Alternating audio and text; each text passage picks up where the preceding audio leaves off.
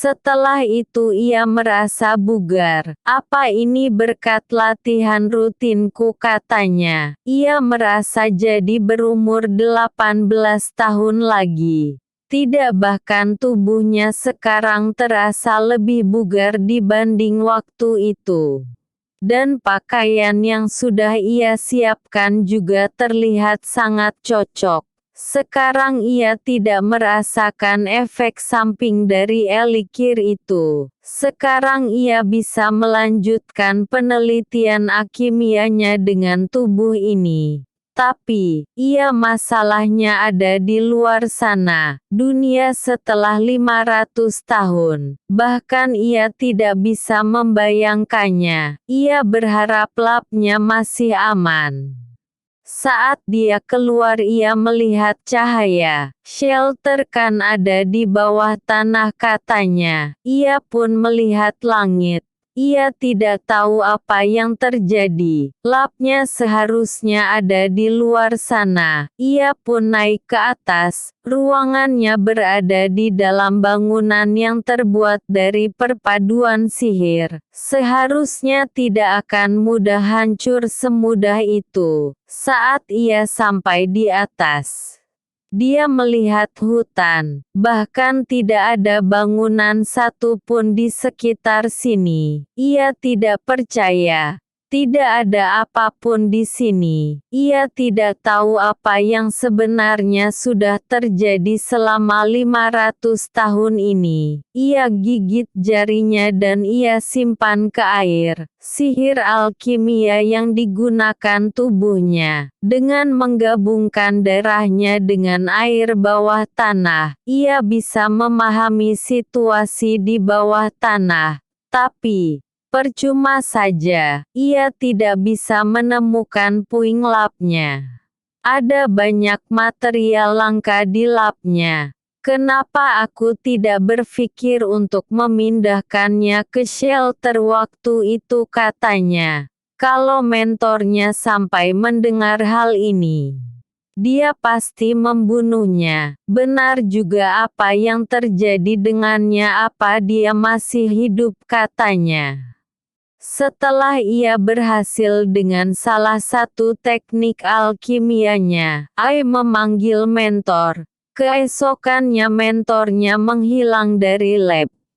Karena itu, ia kira mentor akhirnya akan mengakuinya.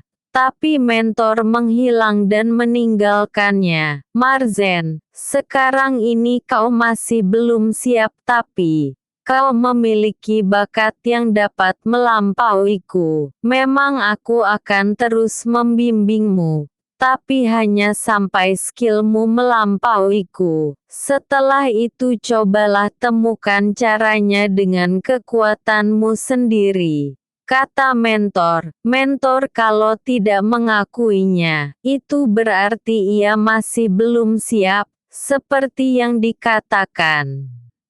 Marzen melihat sesuatu. Jejak itu terlihat masih baru. Marzen ingin mengikut jejak itu. Siapa tahu Marzen bisa bertemu dengan orang lain. Ada kakek tua dan gadis. Kakek itu tidak bisa mendorongnya sama sekali. Kakek tua itu berkata, bagaimana dengan rodanya? Gadis itu, sepertinya bantalannya rusak. Apa gadis itu bisa memperbaikinya, kata kakek tua itu. Tidak bisa, hal seperti ini berada di luar keahliannya. Dasar payah. Siapa kau bilang, katanya. Marzen pun melihat mereka. Dan saat ia melihat kereta kayu, Marzen sepertinya heran. Transportasi yang digunakan manusia 500 tahun di masa depan adalah kereta kuda. Bahkan di zamannya orang-orang tidak lagi menggunakan kereta kayu. Apa berarti di dunia ini peradabannya mengalami kemunduran, katanya. Tidak, masih terlalu awal untuk menyimpulkannya. Marzen masih butuh informasi lagi. Yang penting Marzen senang karena tidak harus menggunakan alkamianya untuk mencari tahu apa yang terjadi di sana. Kakak dan gadis itu masih berbicara. Karena kakek itu tidak merawatnya dengan baik, kata gadis itu. Berisik sekali mereka, kata Marzen. Lagi pula permintaan yang gadis itu terima dari atas, hanya menjadi pengawal kakek itu. Kenapa harus gadis itu memperbaiki roda kereta kakek itu, kata gadis itu. Kalau gitu gadis itu harus menjaga kakek itu sampai ada kereta yang lewat. Baiklah, kata gadis itu. Permisi, apa kalian butuh bantuan, kata Marzen. Siapa kamu, kata gadis itu. Marzen hanya seorang alkemis lewat. Kalau mereka mau Marzen bisa coba memperbaiki kereta mereka. Alkemis, kata gadis itu. Apa kenapa reaksi mereka aneh seperti itu, kata Marzen. Marzen merasa kalau alkemis itu langka, melihat dari ekspresi mereka, tapi terserahlah. Kakek tidak peduli kalau Marzen menipu atau pembual. Kalau Marzen bisa memperbaiki kereta itu sudah cukup baginya. Jadi Marzen diizinkan. Marzen diperbolehkannya, tapi dia tidak berterima kasih sama sekali. Kalau Marzen butuh peralatan, Marzen bisa mencari di dalam. Tidak, Marzen tidak memerlukannya. Apa maksud Marzen tidak memerlukannya? Apa Marzen pernah memperbaiki kereta sebelumnya, kata kakek itu.